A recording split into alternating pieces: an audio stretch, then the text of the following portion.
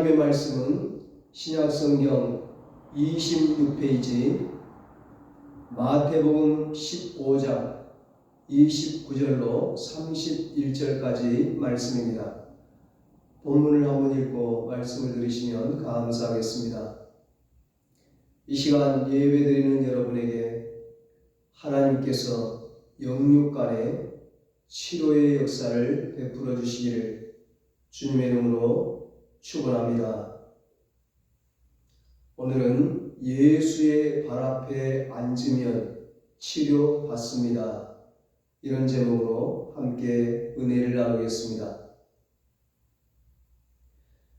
나라마다 보면 그 나라의 오래된 고유한 전통이 있죠. 그 오랜 전통을 깨는 것이 쉬운 일이 아닙니다. 법보다 더 강력한 힘을 발휘하는 것이 오래된 관습이고 전통입니다. 그래서 그 전통을 깨뜨리는 것이 너무나 어려운 일이고 국가적으로나 사회적으로 아주 강한 저항을 받게 되는 겁니다. 그런데 예수님께서는 이 마태복음을 비롯해서 마가, 누가, 요한 이 사복음서에 보면 계속해서 유대인들의 전통을 깨뜨리시며 파격적인 행보를 하십니다.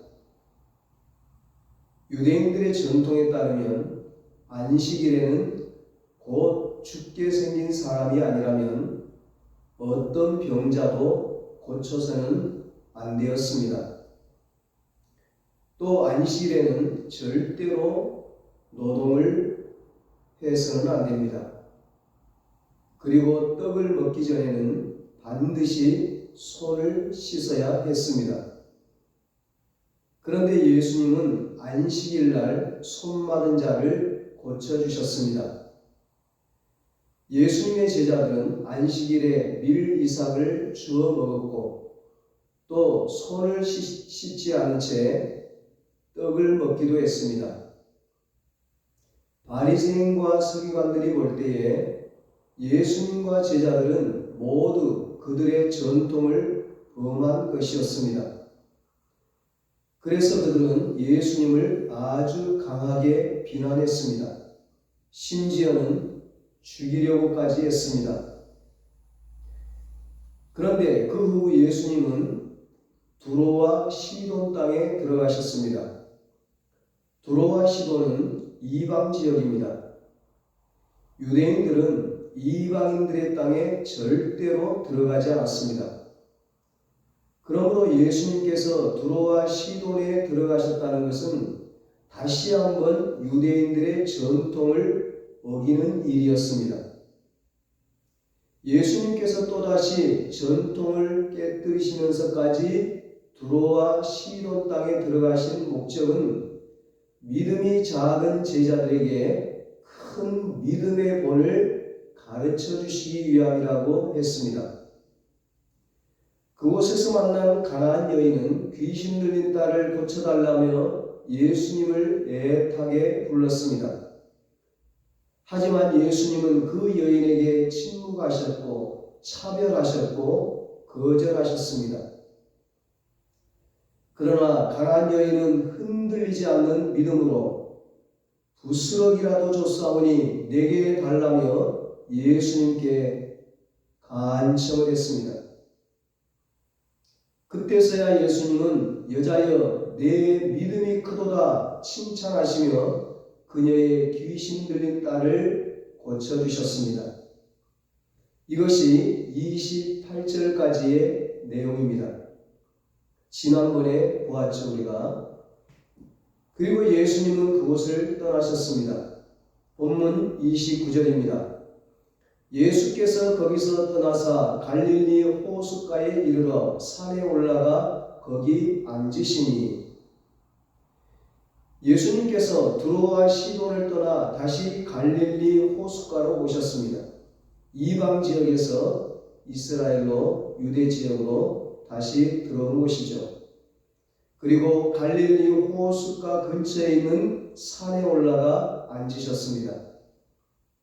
이 산은 예수님께서 일찍이 심령이 가난한 자는 복이 있나니 이렇게 시작되는 팔복의 말씀을 전하신 팔복산일 것입니다.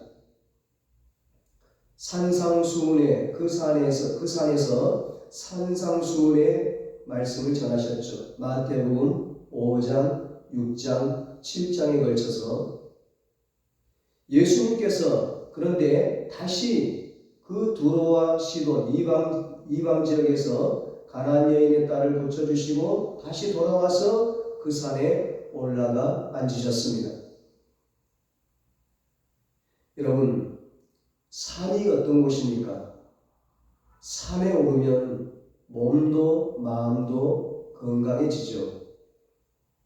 땀을 흘리며 산 정상에 오르면 마음까지 시원해지면서 산 정상에서 세상을 바라보면 왠지 숙연해지고 경건해지기까지 합니다. 그래서 등산은 몸도 건강해지지만 정신 수양에도 큰 도움이 됩니다. 성경에서 산은 더 큰 의미가 있습니다. 왜냐하면 산은 하나님의 임재와 역사를 나타내는 성지로 기록되어 있기 때문입니다. 노아의 홍수로 온 세상을 덮고 있던 물이 1년이 지나자 다 거치고 땅이 드러났습니다. 그때 노아가 탄 방주가 멈추고 하나님이 새로운 세상을 시작하신 곳은 아라랏 산이었습니다. 하나님이 아브라함을 만나셨던 헤브론과 모리아는 다 산꼭대기였습니다. 모세가 하나님을 처음 만났던 곳은 호렙산이었고 그 후에 십계명을 받았던 곳은 시내산이었고 나중에 죽어서 묻힌 곳은 느보산이었습니다. 또 다윗 시대에 성막이 세워진 곳은 시온산이었고 이스라엘 백성들이 하나님께 순종함으로 축복을 약속받았던 곳은 그리심산이었습니다. 엘리야 선지자가 바알과 아세라 선지자 850명과 대결해서 이기고 또 비를 내려달라고 하나님께 기도했던 곳은 갈멜산이었습니다. 그리고 예수님이 제자들과 만나셨던 곳은 감람산이었고 예수님이 하나님의 나라 천국 복음을 외쳤던 곳은 팔복산, 그리고 예수님이 십자가에 못 박이신 곳은 갈보리 산이었습니다. 이처럼 성경에서 산은 하나님의 임재와 영광 그리고 계시와 기적이 일어나는 장소였습니다. 그 산에 예수님께서 올라가 앉으셨습니다. 무언가 하나님의 역사가 시작되고 있는 것입니다. 이 마태복음을 기록한 마태는 지금 갈릴리 호숫가 근처 팔복산에 하나님의 임재와 영광이 임하고 있음을 기록하고 있는 것입니다. 예수님은 지금 산 위에 하나님으로서 좌정하신 것입니다. 이 세상을 구원하실 메시아로서 다윗의 자손으로서 권위와 능력을 나타내시며 산 위에 올라가 앉으신 것입니다. 그때 큰 무리들이 예수님을 찾아왔습니다. 본문 30절입니다. 큰 무리가 다리 저는 사람과 장애인과 맹인과 말 못하는 사람과 기타 여럿을 데리고 와서 예수의 발 앞에 앉힘에 고쳐주시니 아멘. 큰 무리들이 그냥 예수님을 찾아온 것이 아니었습니다. 그들은 다리 저는 사람, 장애인, 맹인, 말 못하는 사람과 그 밖에 몸이 아프거나 질병이 있는 여러 사람들을 데리고 예수님께로 왔습니다. 다리 저는 사람은 한쪽 다리를 못 쓰거나 불편해서 제대로 걸을 수가 없는 사람입니다. 장애인은 몸이 온전치 못해서 거동이 어려운 사람입니다. 맹인은 앞을 볼 수가 없어서 행동하는 데 지장이 많이 있습니다. 그 밖에 다른 질병을 가진 사람들 역시 몸이 성치 못한 사람들입니다. 그런데 이들이 큰 무리들과 함께 예수님이 계신 산으로 올라왔습니다. 몸이 성하고 건강한 사람은 그래도 산에 오를 수가 있습니다. 하지만 다리를 절거나 앞을 보지 못하거나 몸이 온전치 못한 환자들이 산에 올라간다는 것은 너무나 어렵고 힘든 일입니다. 힘든 정도가 아니라 스스로 산에 올라갈 수가 없습니다. 자기 힘으로는 산에 올라갈 수가 없어요. 앞을 볼 수가 없는데 다리를 절어서 평지도 걷기가 어려운데 어떻게 그 가파른 산에 올라갈 수가 있겠습니까? 그래서 건강한 큰 무리들이 그들을 데리고 산에 올라간 것입니다. 스스로 산에 오를 수 없는 그들, 예수님께 나아가고 싶어도 몸이 온전치 못해서 다리가 불편해서 앞을 볼 수가 없어서 갈 수 없었던 그들을 데리고 산에 올라가셨습니다. 여기에 중요한 메시지가 있습니다. 세상 사람들은 예수님 앞에 나오고 싶어도 스스로 나올 수 없는 사람들입니다. 창피하기도 하고 낯설기도 하고 어색하기도 하고 불편해서 스스로 예수님 앞에 나오기가 쉽지가 않습니다. 교회의 문턱을 넘어서는 일이 어렵습니다. 그래서 우리가 그들을 예수님 앞으로 데리고 나오는 것입니다. 귀찮고 힘들어도 예수님께로 데리고 나와야 역사가 일어나는 것이죠. 다리 저는 사람을 데리고 산에 오르는 일이 쉬운 일이겠습니까? 앞을 보지 못하는 사람을 데리고 험한 산을 올라가는 일이 쉬운 일이겠어요? 혼자 올라가는 것도 숨이 차는데, 그런데 큰 무리들은 기꺼이 그 일을 했습니다. 다리 저는 사람들의 손을 잡고 한 걸음 한 걸음 산에 올라갔습니다. 앞을 보지 못하는 사람들의 길을 안내하며 산으로 올라갔습니다. 몸이 온전치 못한 사람은 업고서 올라갔을 것입니다. 말도 하지 못하고 들을 수도 없는 사람들에게 길을 안내하는 것은 결코 쉬운 일이 아닙니다. 그런데 큰 무리들, 몸이 성한 큰 무리들은 그 불편을 다 감수하며 몸이 성치 못한 장애인들을 데리고 산에 올라갔습니다. 하나님은 우리끼리만 신앙생활하라고 교회를 세우신 것이 아닙니다.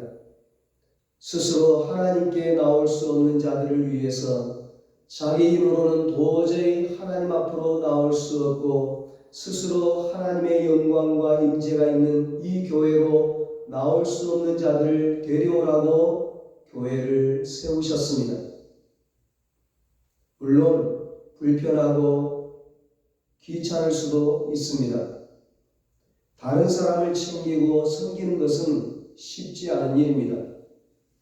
하지만 그 모든 불편을 감수하고 시간을 들이고 공을 들여서 예수님께로 데리고 와야 합니다. 영적인 절름발이들, 영적인 맹인들, 영적으로 장애를 가진 사람들의 손을 잡고서 예수님께로 데리고 와야 합니다.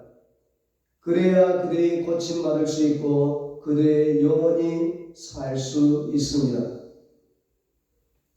큰 무리들이 다리 저는 사람, 장애인, 맹인, 말 못하는 사람과 그 밖에 여러 사람들을 데리고 예수님께로 왔습니다. 그리고 어떻게 했는가? 예수의 발 앞에 앉힘에 큰 무리들은 그 병자들을 데리고 예수님의 발 앞에 앉혔습니다. 예수님의 발 앞에 앉혔다는 것은 예수님께 모든 것을 의지하고 맡겼다는 것을 의미합니다. 예수님께 전적으로 의탁했다는 것을 뜻합니다. 큰 무리들이 한 일은 예수님의 발 앞에 앉히는 것까지였습니다. 그 다음 일은 예수님을 믿고 맡기는 것입니다. 예수님을 의지하는 것입니다. 그때 예수님이 어떻게 하셨습니까? 예수의 발 앞에 앉힘에 고쳐주시니 예수님이 고쳐주셨습니다. 예수님의 발 앞에 앉힌 사람들을 다 고쳐주셨습니다. 예수님을 의지하고 믿음으로 맡긴 사람들을 전부 고쳐주셨습니다. 우리가 하나님의 일을 한다고 하면서 범하는 실수가 무엇인가 하면 하나님의 일까지 내가 하려고 하는 것입니다. 하나님이 하실 일까지도 내가 나서서 하려고 합니다. 하나님께 맡기지 못하고 하나님을 의지하지 못하고 전부 다 내가 하려고 합니다. 이것은 믿음이 아닙니다. 불신입니다. 하나님을 믿지 못하니까 내가 다 하는 것입니다. 아브라함이 하나님의 음성을 듣고 본토 친척 아비 집을 떠나 하나님이 약속하신 가나안 땅에 도착을 했습니다. 하나님께서 그 아브라함에게 하늘의 묵별들을 보여주시면서 내 자손이 저 하늘의 별처럼 많아질 것이라고 약속하셨습니다. 그때는 아브라함이 하나님을 믿었습니다. 하나님의 약속을 믿고 기다렸습니다. 그리고 10년이 흘렀습니다. 그런데도 자식 한 명이 없습니다. 하늘의 별만큼 그것은 고사하고 10명도 아니고 2명도 아니고 1명도 없어요. 이제 아브라함의 나이가 85세가 되었고 그의 아내 사라는 75세가 되었습니다. 나이는 자꾸 들지 몸은 늙어만 가지 자식은 하나도 없지.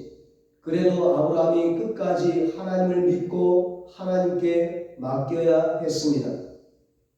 왜냐하면 하나님이 약속하신 아들은 하나님이 주시기 때문입니다. 아들을 약속하신 분도 하나님이시고 그 아들을 주시는 분도 하나님이십니다. 그런데 아브라함이 하나님이 하실 일을 대신해 버렸습니다. 자기 아내 사라의 여종이었던 하갈과 동침을 해서 아들을 낳았습니다. 그 아들이 이스마엘입니다. 이스마엘은 하나님이 행하신 일이 아니었습니다. 순전히 아브라함이 생각하고 아브라함이 결정해서 아브라함이 행한 일이었습니다. 하나님이 약속하신 아들은 이삭이지 이스마엘이 아니었습니다. 그렇게 하나님의 일을 아브라함이 대신한 결과가 무엇입니까? 아브라함의 가정은 평지풍파가 일어났습니다. 이스마엘을 임신한 하갈이 여주인 사라를 저주하고 멸시합니다. 그러자 사라가 분노하며 임신한 하갈을 학대합니다. 그 학대를 견디다 못한 하갈이 도망을 칩니다. 그러다 하갈이 겨우 집에 돌아와 이스마엘을 낳지만 이삭이 태어나자 사라가 하갈과 이스마엘을 아예 쫓아냅니다. 그 이후에 이스마엘과 이삭의 자손들은 서로 원수로 지내게 됩니다. 이것이 하나님의 일을 사람이 대신한 결과입니다. 우리가 할 일이 있고 하나님이 하실 일이 있습니다.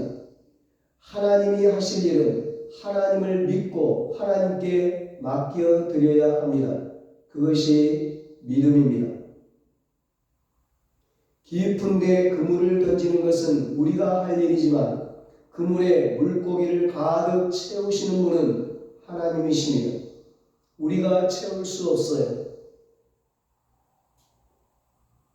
안진뱅이의 손을 잡아 일으키는 것은 우리가 할 일이지만 그 발과 발목에 힘이 들어가게 하고 걷고 뛰게 하시는 분은 하나님이십니다.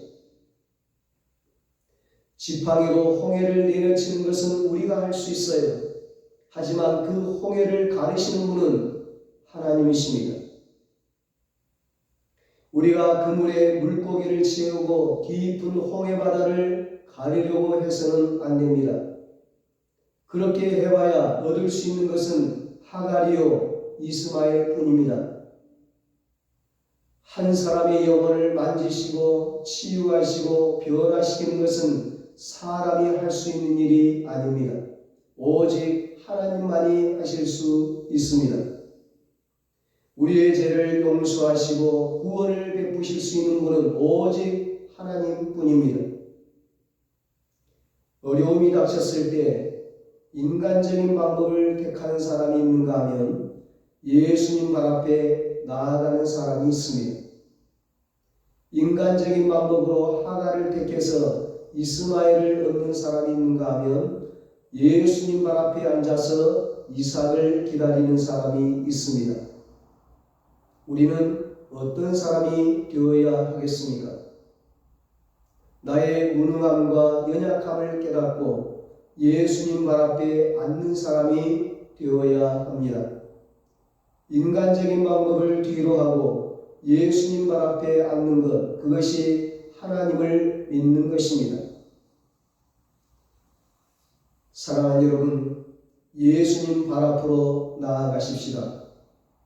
날마다 예수님 발 앞에 나아가 앉으십시다. 어렵다고 한탄만 하지 말고 괴롭다고 한숨만 쉬지 말고 예수님 발 앞에 나아가 엎드리십시다. 그럴 때 기적이 있고 축복이 있고 치유가 있습니다. 큰 무리들이 예수님을 믿고 예수님이 하실 일을 기대하며 병자들 예수님 발 앞에 앉혔습니다. 그러자 예수님이 그들을 고쳐주셨습니다. 본문 31절 말씀입니다. 말 못하는 사람이 말하고 장애인이 온전하게 되고 다리 저는 사람이 걸으며 맹인이 보는 것을 무리가 보고 놀랍게 여겨 이스라엘의 하나님께 영광을 돌리니라. 아멘. 여러분, 한번 사위의 광경을 머릿속에 그려보십시오. 한쪽에는 다리 저는 사람들이 있고 그 옆에는 장애인이 있고 그 옆에는 말 못하는 사람이 있습니다.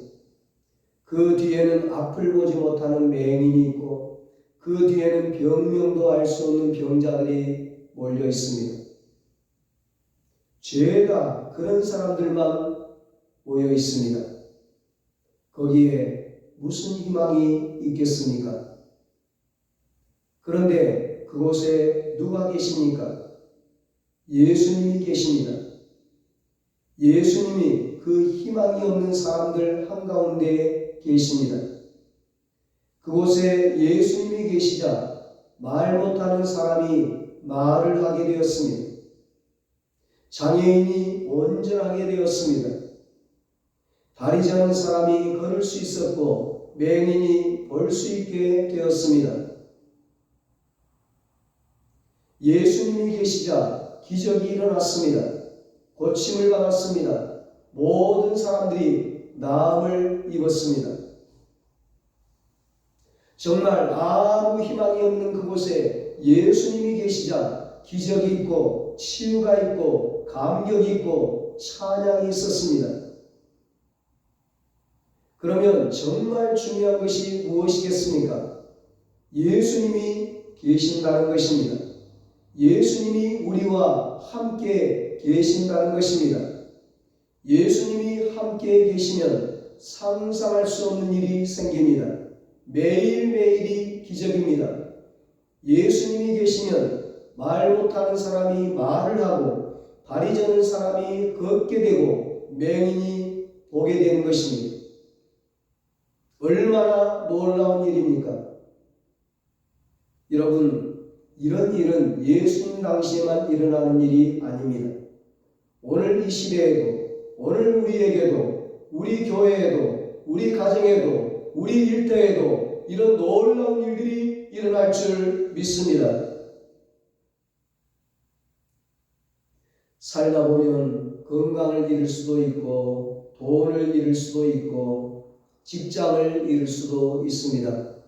하지만 예수님을 잃어서는 안 됩니다. 하나님을 잃어서는 안 됩니다. 그럴 때일수록 예수님 발 앞으로 나아가야 합니다. 예수님 발 앞에 앉아야 합니다. 예수님 발 앞에 엎드려야 합니다. 하나님 앞에 엎드려 간구해야 합니다. 그러면 기적이 일어납니다. 치유가 일어납니다. 회복이 일어납니다. 우리 모두 믿음을 가지고 날마다 예수님 발 앞에 나아가 하나님 보좌 앞에 나아가 치유와 기적과 회복을 경험하고 하나님께 영광 돌리는 삶을 살게 되시기를 예수님의 이름으로 축원합니다. 기도하겠습니다. 하나님 아버지, 어떠한 경우에도 예수님을 잃어버리지 않도록, 하나님을 잃어버리지 않도록 우리의 믿음을 붙들어 주시옵소서. 예수님만 계시면 말 못하는 사람이 말을 하고, 장애인이 온전하게 되고, 저는 사람이 걷게 되고, 맹인이 보게 됨을 믿을 수 있는 굳건한 믿음을 주시옵소서. 믿음으로 날마다 예수님의 발 앞에 나아가게 하여 나아가 앉게 하여 주시옵소서. 예수님의 발 앞에 엎드려 치료의 역사를 체험하게 하여 주시옵소서. 우리의 병든 마음과 몸과 영혼이 치료받고 모든 삶이 회복되게 하여 주시옵소서. 그리하여 하나님께 영광과 찬양을 드리는 삶을 살게 하여 주시옵소서. 예수님의 이름으로 이제는 우리 주 예수 그리스도의 무한하신 은혜와 하나님 아버지의 사랑하심과 성령님의 이루하시고 교통하심, 예수 믿음을 가지고 예수님 발 앞에 나아가 치유와 기적과 회복을 경험하고 하나님께 영광 돌리기로 다짐하는 사랑하는 모든 성도들과 저들의 가정과 자녀들과 사업과 직장 위에 이제로부터 영원토록 함께 있을지어다. 아멘.